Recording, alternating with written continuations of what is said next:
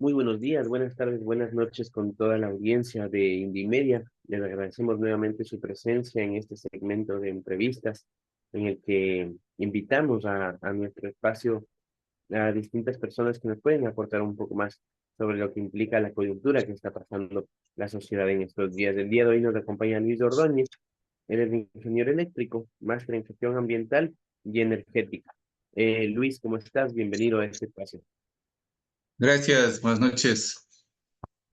Eh, Dame un minuto. Como les contaba, Luis es máster en gestión ambiental y eléctrica, fue trabajador de INESEL y se desempeña como consultor en temas de eficiencia eléctrica y capacitador en los mismos temas. Así que ya se pueden imaginar cuál es el tema que nos convoca. Es más, como comentario, como cuestión particular de esta entrevista, estaba pensada hasta hace un momento, a las 6 de la tarde, pero como sabemos, la situación eléctrica del país no lo permite y ese es justamente el tema que vamos a tocar. Luis, cuéntanos, ¿qué opinas de esta situación? ¿Qué opinas de esta demora mismo en nuestra entrevista? ¿Cómo está el país frente a la situación de la energía eléctrica? Muchas gracias por la invitación. Insistir además que soy un comunero, ¿sí? Pertenezco a comuna. Bueno, este podríamos decir que es una situación que estamos viviendo como parafraseando a García Márquez, de una muerte anunciada, estaba anunciada. Esto no es de hoy. Hay que entender que el sector eléctrico es un sector, primero, de gran importancia para toda la sociedad. Es un servicio básico ya en la actualidad. No se puede pensar que eh, podemos vivir sin ese servicio o prescindir de él. Todo se mueve con electricidad. Los vehículos en la actualidad, el transporte público también, en los domicilios, los servicios de educación y más aún la industria, ¿no? Entonces, no se puede prescindir de eso. Y consecuentemente, eh, tampoco podemos pensar que es un servicio estático. Es decir, que ya se puso una central, cualquier valor de potencia que sea, supongamos 1000 megavatios, se instaló, y eso ya va a ser utilizado hasta el futuro infinitamente, ¿no? No es así. Hay un crecimiento de lo que se conoce como demanda, es decir, la necesidad de electricidad. Si crece la población, ¿sí? Estas poblaciones salen de su casa, construyen sus propias viviendas o van a habitar otras viviendas, tienen otras necesidades y va creciendo la necesidad de electricidad. De manera que ese servicio tiene que ser permanente y continuo. Y por tanto no puede ser un servicio que puede moverse a la buena de Dios y porque Diosito es grande, va a llover y va a haber electricidad. No, no es así. Es un servicio que tiene que ser eh, planificado, ¿sí? La última planificación que existe data del año 2018, en donde hay un plan maestro que establece un- una proyección que dice del 2018 al 2027.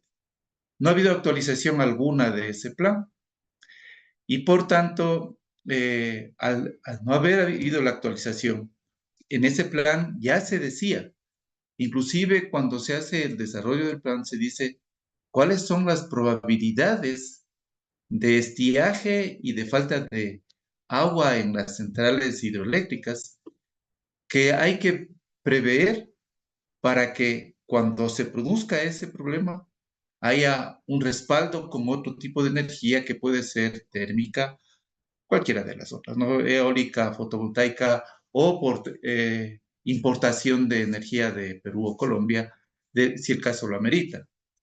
Eso se pone.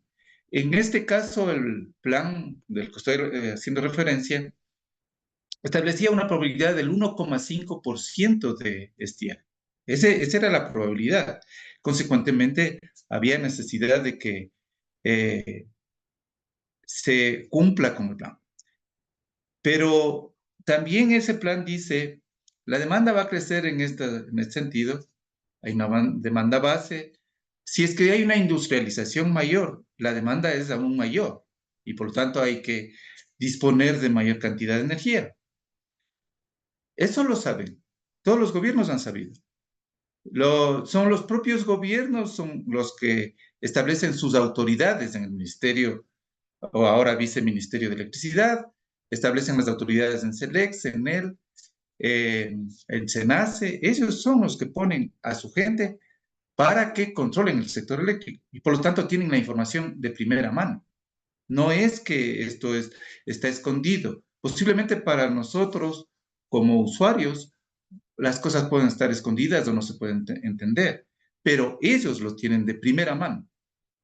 ¿Sí? Por lo tanto, este es un problema previsible y consecuentemente este plan establecía la incorporación de varias centrales en los años. Estoy hablando de 2018 hasta la fecha que estamos, 2024. En 6 años ya debían haber entrado algunas centrales para soportar la demanda que iba a ir creciendo. ¿Sí? Pero cuando se tienen gobiernos cuyo interés es desprestigiar el sector estatal, que es el que maneja la mayoría del sector eléctrico, entonces se busca cualquier mecanismo. No se invierte, por lo tanto no hay recursos. No se le da los recursos necesarios para la inversión. ¿Sí? Y se dice que el sector privado es el que va a enfrentar con sus recursos la construcción de nuevas centrales. Así es. Hay una gran cantidad de permisos que se han otorgado, pero esos permisos normalmente se convierten en un papel que como no logran tener el financiamiento de estas empresas privadas, lo comienzan a vender en el mercado hasta que hay alguien que les compra y dice, muy bien. Y en ese proceso ganan los intermediarios y hay una empresa que instala las centrales. Pero eso es jugar con la propia sociedad, inclusive con ellos mismos. Porque, a ver, el gobierno de los empresarios, el gobierno de los banqueros, requieren esa energía eléctrica para sus propias empresas. Y si ellos no invierten desde el Estado, están boicoteándose ellos mismos. Entonces, a veces uno se pone a pensar y no les entiende, porque les resulta mucho más barato a ellos que el Estado invierta, porque además tienen tarifas competitivas, 7 centavos de dólar pagan los industriales. Y si son mineras, tienen algunos subsidios adicionales. Entonces, este problema ya lo conocíamos, ya iba a darse, ya sabíamos que iba a ser, eh, había necesidad de hacer esas inversiones. Además, en esta propia planificación se establece que el parque térmico debe estar disponible por cualquier eventualidad, como en estos casos. Si es que ellos veían que iba a haber ya estos problemas, no se había instalado nuevas centrales. Las que existen deben estar expeditas para el momento que se requiera energía. Y por tanto hay que invertir en el mantenimiento. Se gastaron poco más de 100 millones de dólares en la importación de energía desde Colombia, pero no se destinó recursos al mantenimiento. Eso es una responsabilidad del ministro Santos. Sí, eso lo conocía el gobierno actual, porque ellos son herederos de ese gobierno, ¿sí? Sí. Entonces, conocían esos detalles, pero lo importante aquí es destruir el sector estatal y afectar, en este caso, a la mayoría de la población, ¿no? Afectándose inclusive ellos mismos, pero, como repito, no se entiende. De manera que esta es una primera parte de la generación. Porque hace pocos días también el SENACE envió una carta a las empresas eléctricas que por debilidad en los sistemas, tanto de transmisión como de distribución, había necesidad de que se baje la carga. Es decir, que no haya mucha demanda porque los conductores que están puestos en las líneas, los transformadores tanto de las líneas como de las subestaciones, ya está a plena capacidad. Y si hay una sobrecarga, esos equipos comienzan a dañarse, los conductores de la línea de transmisión también comienzan dejan de soportar la cantidad de energía que deben transmitir. Y entonces, esto ya provocó por parte del SENACE una carta a las empresas CENEL y a las empresas distribuidoras de que haya un corte de servicio de energía porque ya no hay más capacidad ahí. ¿Por qué? Porque tampoco hay inversión. No hay inversión en generación, en transmisión, en distribución. No hay. Y entonces, uno se pregunta, ¿y por qué no invierten? ¿Dónde están yendo los recursos que se recaudan de los consumidores? ¿A dónde van?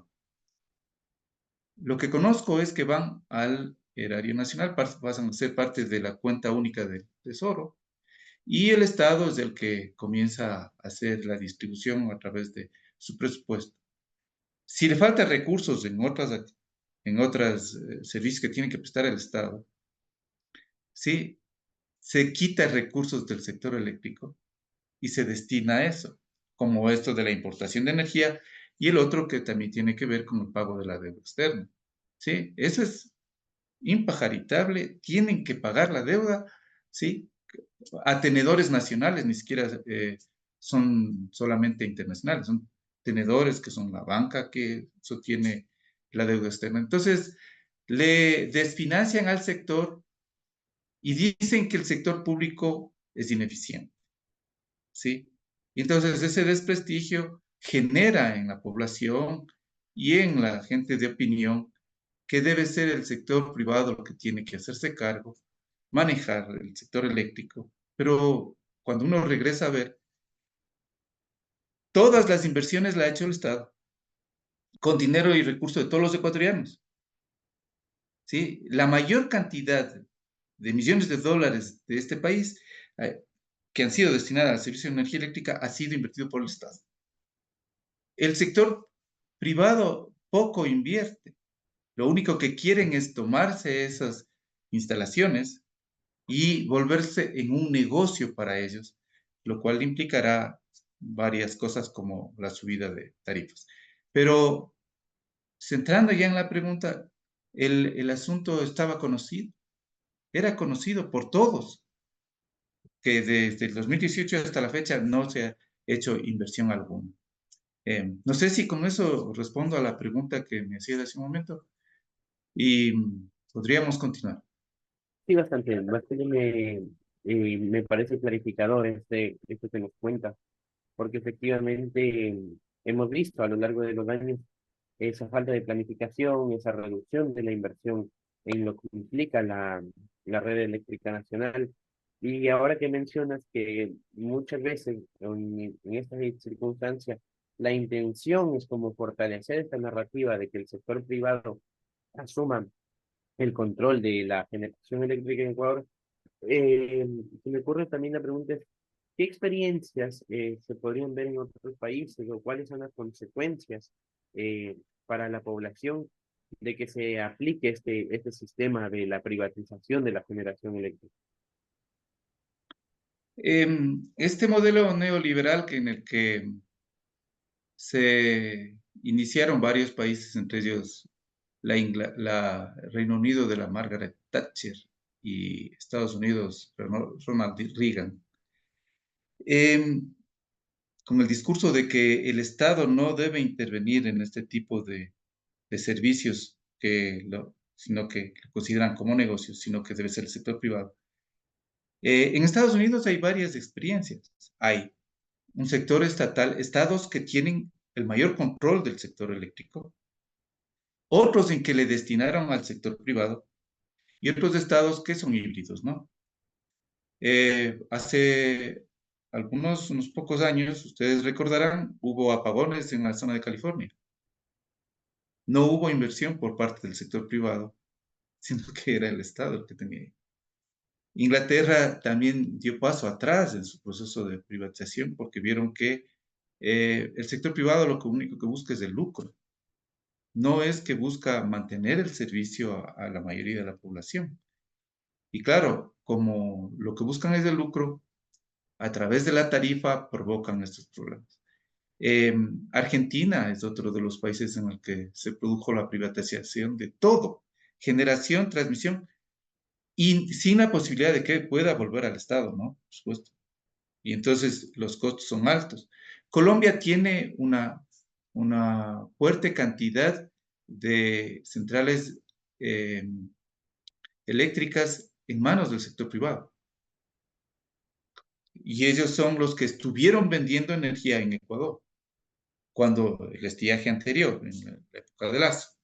Y entonces, eh, pero de todas maneras, en el caso de Colombia, existe un sistema de mercado un poco diferente al nuestro. Allá cada central, cada empresa generadora tiene que entrar en el mercado con un valor de una tarifa, ¿sí?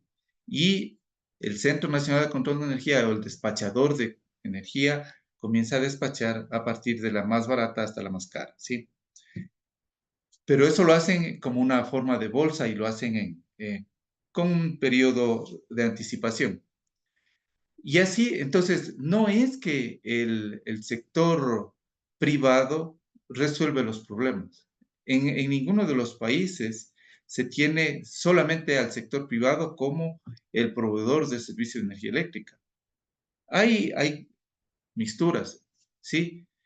Si el sector privado quiere hacer inversiones, la ley lo permite, ¿sí? Lo permite, tiene que sacar un permiso en la Agencia de Regulación y Control, con todos los permisos ambientales y demás, ¿no? De lo que va a poner. Y el problema es que no cumplen. Sin embargo, cuando es el Estado el que tiene que cumplir un plan maestro, está obligado, es un plan maestro coercitivo, necesario, obligatorio de realizar. Pero el sector privado no lo ve como tal, ¿sí? Entonces, y siempre están buscando por parte del Estado, que dicen que es un mal pagador, algún mecanismo para garantizarse el pago por la energía que esos generadores han vendido, ¿sí? Y que piden firma de fideicomisos, por ejemplo, que es una de las situaciones que está viviendo en la actualidad.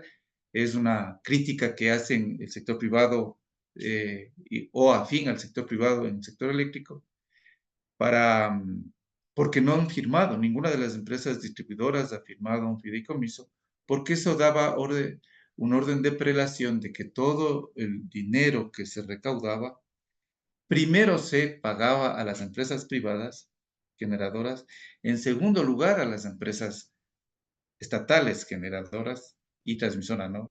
Entonces, es un proceso de desfinanciamiento. No quiero decir que no se deba reembolsar los valores al sector privado, ¿sí? Pero creo que debería tener un, una igualdad de tratamiento, tanto el Estado, las empresas estatales de generación como las empresas. Pero centrándome en que las experiencias de los otros países, ahí está. Hay apagones en países en donde el sector privado está a cargo. También hay apagones en países en donde el sector público está a cargo. Entonces, no es un problema necesariamente de que el Estado o el sector privado son los que podrían manejar, ¿sí? Es un sector que, desde mi perspectiva, debe manejarse como una política de Estado.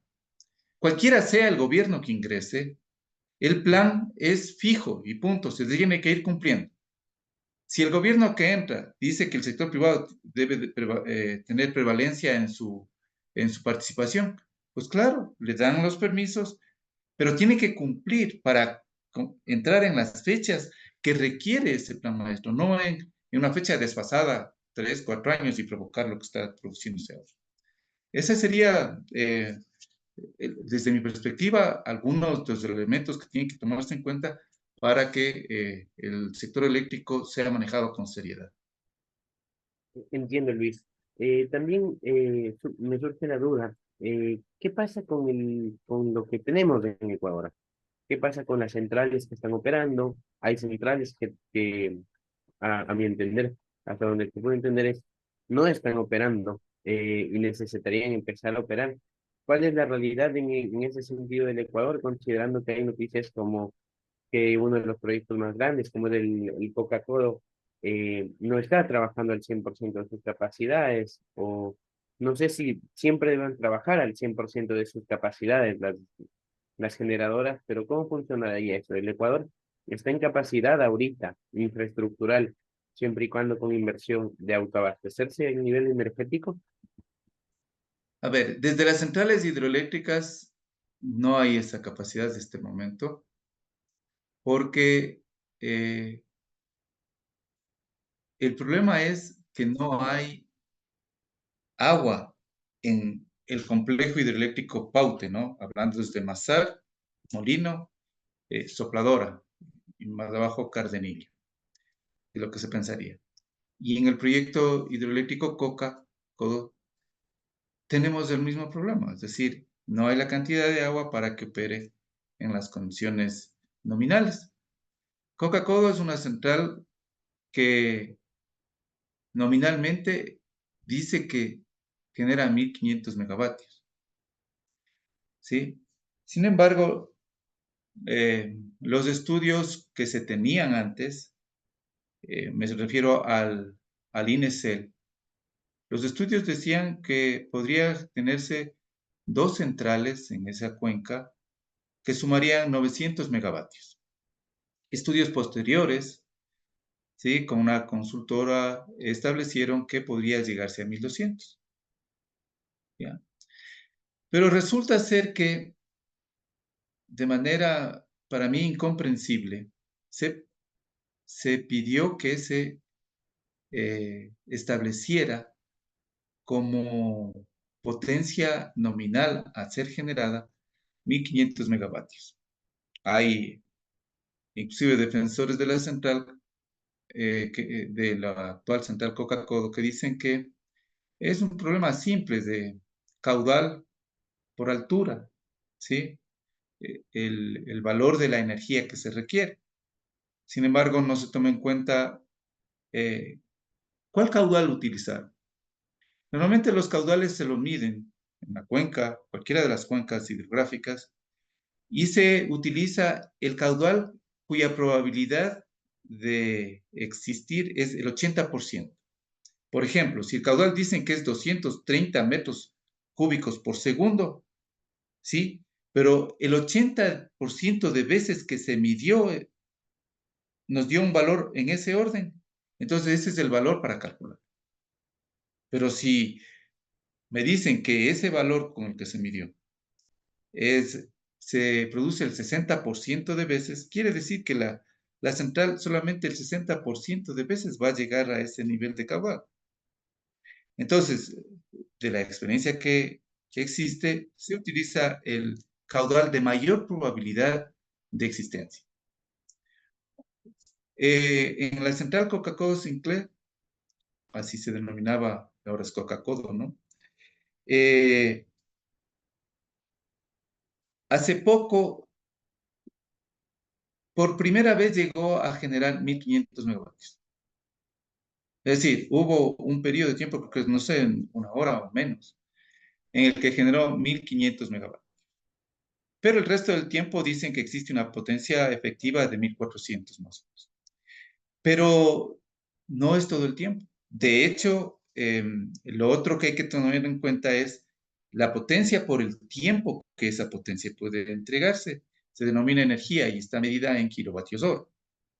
Esta central ha generado, sí, el 25% de la energía que requiere el país genera. Este es un caso. El otro caso es el complejo del Paute. No hay agua. El complejo del Paute está compuesto de tres centrales en cascada, ¿sí? La primera central que se construyó después de Paute Molino. Paute Molino tiene una presa más o menos para poder tener una reserva de una semana de energía, dando a plena capacidad, cuya capacidad está en 1075, pero la capacidad, la potencia que entrega efectivamente todo el tiempo es 1100. ¿Ya? Esa es la capacidad. Con eso, la presa que se tiene, que es la Amalusa, tiene una probabilidad de entregar, perdón, una capacidad de entregar de una semana. El problema que se tenía en esa eran los sedimentos. Y se peleó, digamos, en términos coloquiales, para que se construya Mazar. Y Mazar entró a construirse muy tarde, pero de todas maneras se construyó.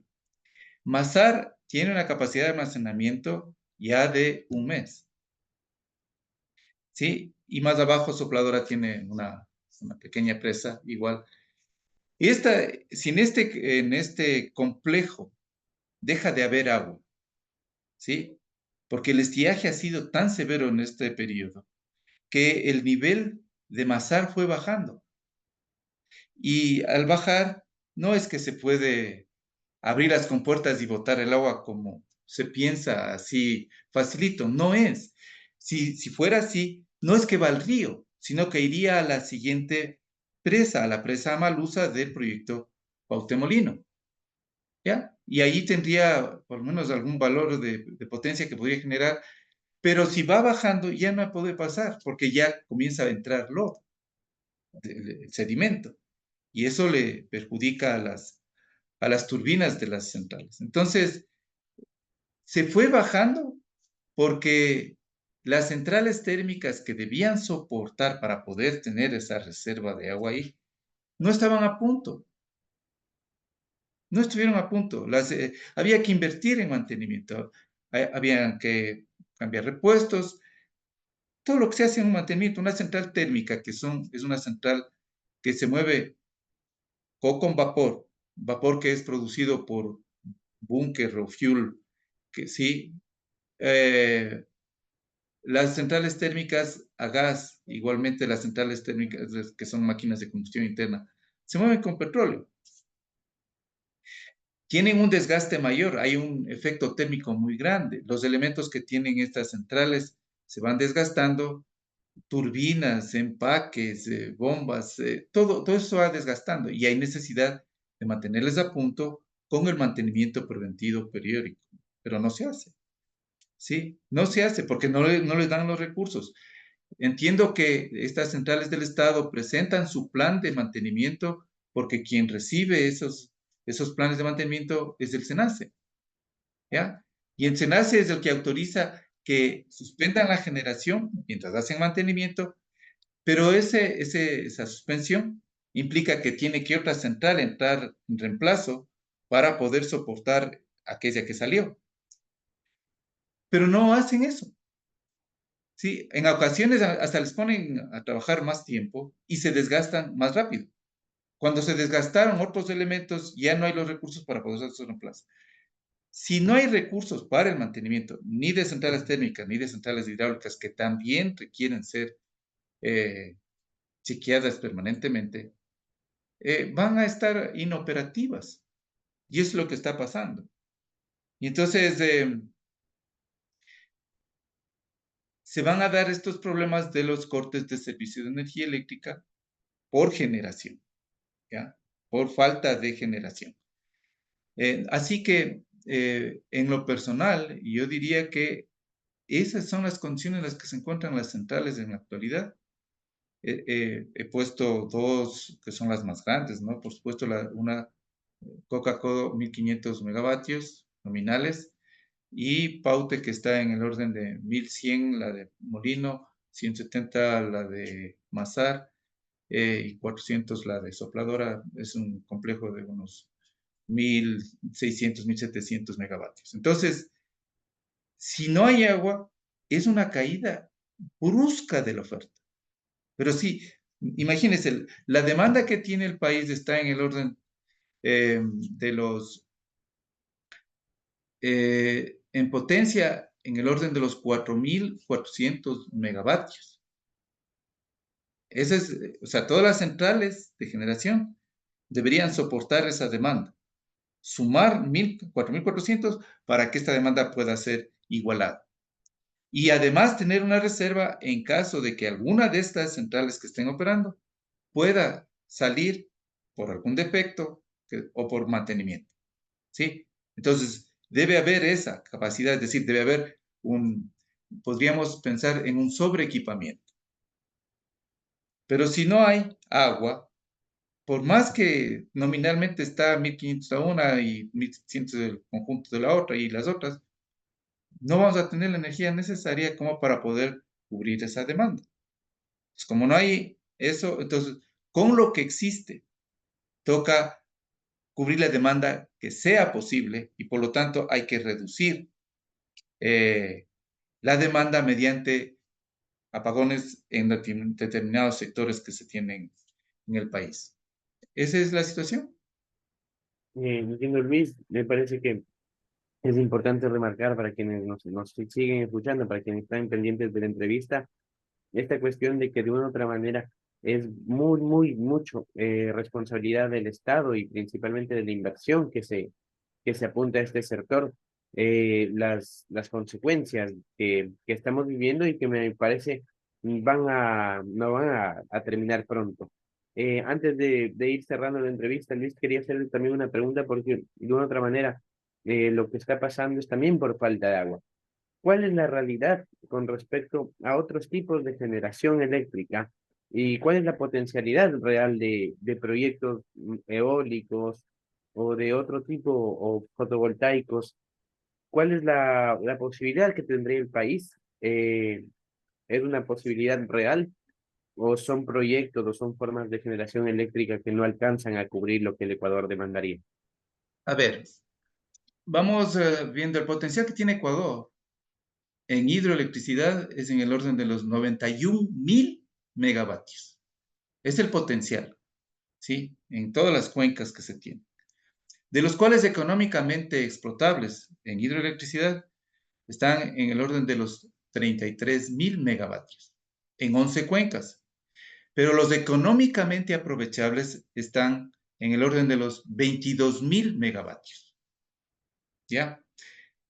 De las centrales que están instaladas suman en el orden de los 5.700 megavatios en energía hidroeléctrica. Es decir, no llegamos siquiera al 25% de esa capacidad. ¿Ya? Entonces, el Ecuador en hidroelectricidad tiene potencial. ¿Sí? Aquí, como en un paréntesis, la hidroelectricidad o el agua, que es la materia prima, diríamos, no nace así nomás, pues. Requiere que las cuencas sean también tratadas, es decir, que haya vegetación en esas cuencas que permitan que en esas zonas eh, haya lluvias y mantengan del modo el ciclo que podríamos considerarse la. ¿Ya? No conozco que algún gobierno haya tenido un manejo de las cuencas. No hay, no hay. Lo tenía INESEL, había la unidad de manejo de la cuenca del Paute, se llamaba UMACPA. Toda la zona del Paute, aguas arriba de la presa que existía en ese entonces, eh, había un programa del INESEL que se encargaba de que las, los sitios poblados y los campesinos de la zona puedan hacer su trabajo en esa zona. ¿Ya? Si además existe, por otro lado, una, un deterioro de los páramos, ya no hay agua que pueda correntar hacia y por lo tanto no hay la posibilidad en que se pueda obtener agua. Esta es una de las fuentes. La otra fuente es la eólica. En el plan maestro que hacía referencia, las centrales, el potencial de las fuentes renovables está en el orden de los 2.869 gigavatios hora con centrales eólicas con una velocidad de viento de 7 metros por segundo.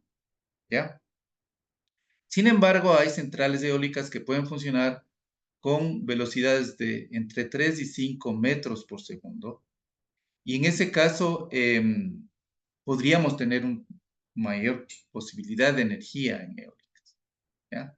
Pero claro, eso implica que haya un estudio de diferentes zonas en el país para poder ubicar adecuadamente esta central.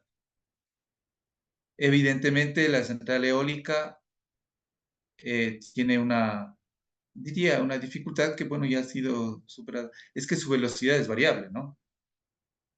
En un segundo la velocidad puede ser 7 metros por segundo y en otro, en el siguiente, ya puede estar en 1 o 2. ¿Sí? Es así de variable.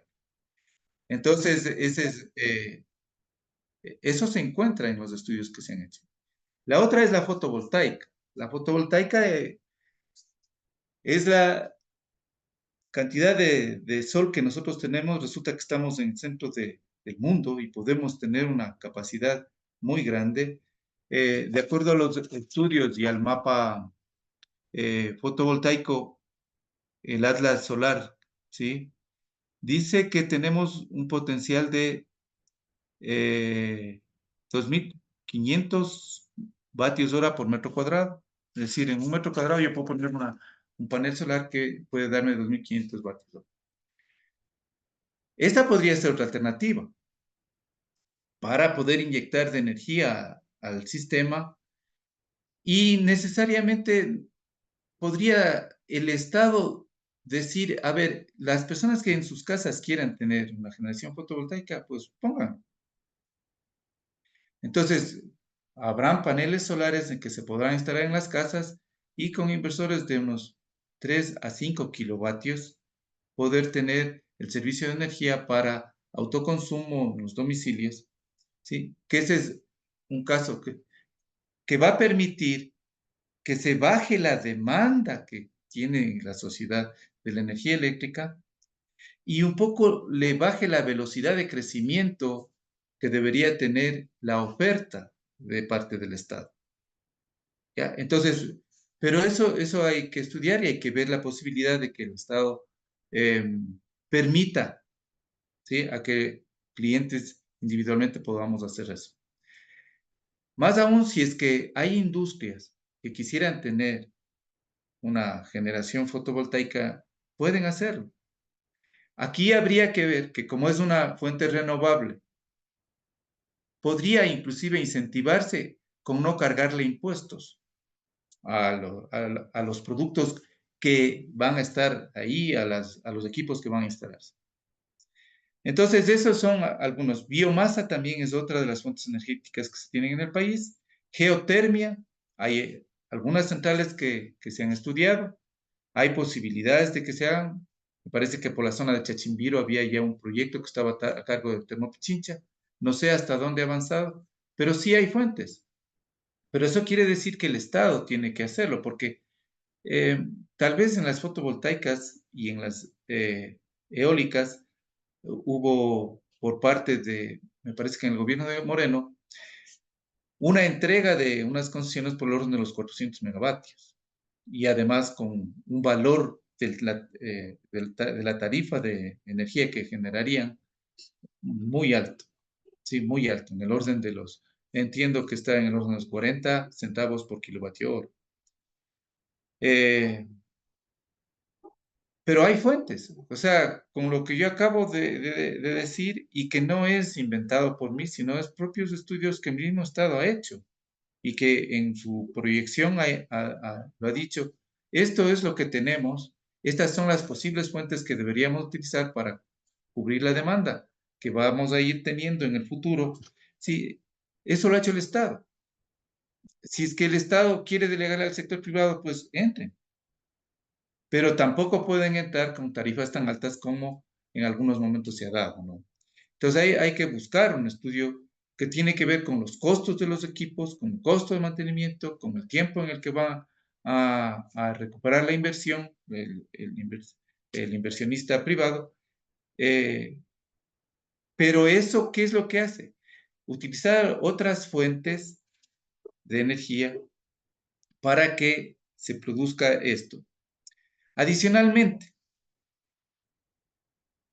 Hay una gran cantidad de cuencas pequeñas en donde se pueden instalar centrales, hablemos del orden de los 300 kilovatios a los 7, 8 megavatios, y que no necesariamente el Estado como gobierno central podría hacerse cargo, porque la ley también permite que pueden existir empresas constituidas a la luz de lo que establece la Ley de Economía Popular y Solidaria para formar empresas generadoras de la sociedad, de determinadas poblaciones que están muy interesados en que su sector pueda seguir produciendo y que además le pueda rendir de algún modo un rédito económico, a más de cubrir su propia necesidad en la zona campesina de producción, se me ocurre, agrícola, ganadera,